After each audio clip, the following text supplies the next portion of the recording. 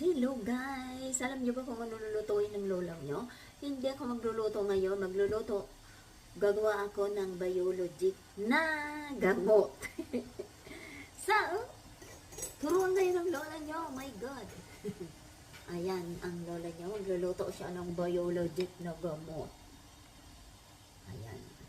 Hello guys! So, ang ating ingredient ay lemon, green lemon, 3.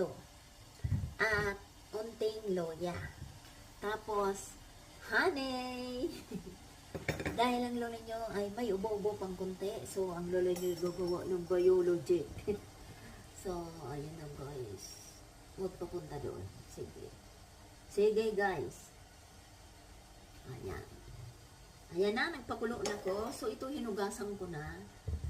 Ay, gawa tayo ng inumin.